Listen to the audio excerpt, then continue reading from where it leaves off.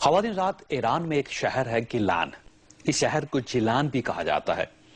اس کو جیلان کہنے کی وجہ ٹرکش اور ایران کی بعض مقامی زبانیں ہیں. ان زبانوں میں کاف اور گاف کو جیم اور چے پڑھا جاتا ہے. چنانچہ ٹرکی اور ایران کے بعض علاقوں میں لوگ اللہ اکبر کو اللہ اکبر نہیں اللہ اکبر پڑھتے ہیں. گیلان کیونکہ ایک طویل عرصہ تک ترکی حکومت کا حصہ رہا، چنانچہ یہ زبان کے فرق کی وجہ سے جیلان ہو گیا. اس علاقے کے لوگ گیلانی یا جیلانی کہلاتے ہیں. غوث اعظم شیخ عبد القادر گیلانی رحمۃ اللہ علیہ کا تعلق بھی گیلان سے تھا. یہ جوانی میں گیلان سے بغداد شفٹ ہو گئے. آپ وہاں سے مدرسہ نظامیہ میں تعلیم حاصل کرتے رہے. تعلیم کے بعد آپ روحانیت کی طرف متوجہ ہوئے اور آپ 25 سال تک صحراؤں، جنگلوں اور بیابانوں میں پھرتے رہے. وہاں آپ کا ایک ہی معمول تھا، آپ نوافل ادا کرتے تھے، وظائف پڑھتے تھے، قرآن پاک کی تلاوت کرتے تھے اور اللہ تعالیٰ سے مغفرت کی دعا کرتے تھے. آپ نے عمر بھر کوئی جماعت قضا نہیں ہونے دی. آپ 40 سال تک عشاء کے وضو سے فجر کی نماز ادا کرتے تھے. آپ نے زندگی بھر کسی امیر کا تحفہ قبول کیا اور نہ ہی کسی حکمران کے لیے کھڑے ہوئے. فقر اور فاقے کی صورتحال یہ تھی کہ بغداد میں ایک بار قحط پڑ گیا. لوگ درختوں کے پتے کھانے پر مجبور ہو گئے. آپ اس وقت طالب علم تھے اور آپ بھی بھوک سے مجبور ہو کر پتے توڑنے کے لیے دجلہ کے کنارے جاتے، لیکن لوگوں کا ہجوم دیکھ کر واپس آ جاتے. فاقے کی وجہ سے چہرہ زرد اور جسم کمزور پڑ گیا. شہر کے ایک رئیس کو ترس آیا تو اس نے نان اور حلوہ پیش کر دیا. آپ کھانا لے کر مسجد میں پہنچ گئے. ابھی نوالا توڑا ہی تھا کہ مسجد کی دیوار پر نظر پڑی. دیوار پر لکھا تھا، خدا کے بندے دنیا کی لذتوں سے بے نیاز ہوتے ہیں. نوالا واپس رکھ دیا، کھانا خیرات کیا، نماز پڑھی اور آگے چل پڑے. اللہ تعالیٰ نے آپ کی یہ ریاضتیں، یہ وظائف اور یہ فاقے اس قدر قبول فرمائے کہ آپ کو یہ درجہ نصیب ہوا کہ آپ جمعہ کی نماز کے بعد جس شخص پر توجہ دیتے تھے وہ ولی ہو جاتا تھا. شیخ عبد القادر گیلانی رحمۃ اللہ علیہ نے 4 شادیاں کی اور آپ کے 49 بچے تھے.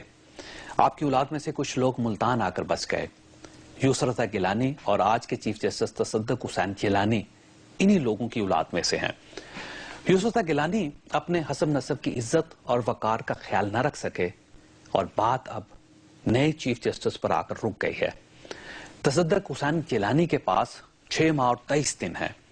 وقت بہت کم ہے اور مقابلہ بہت سخت. یہ اگر افتخار محمد چودھری کی اچھی روایات کو آگے بڑھا پائے اور ان کی غلطیوں کی سیاہی دھو سکے تو لوگ ان کا احترام بھی کریں گے اور ان کے جانے کے بعد انہیں یاد بھی رکھیں گے.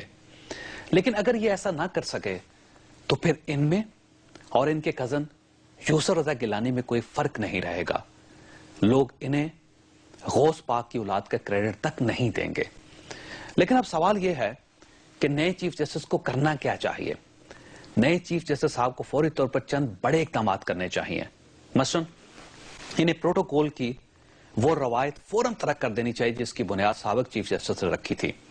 افتخار محمد چودھری صاحب ریاست سے صدر، وزیر اعظم اور غیر ملکی سربراہان کے برابر پروٹوکول لیتے تھے. یہ خلاف قانون بھی ہے اور خلاف اخلاق بھی.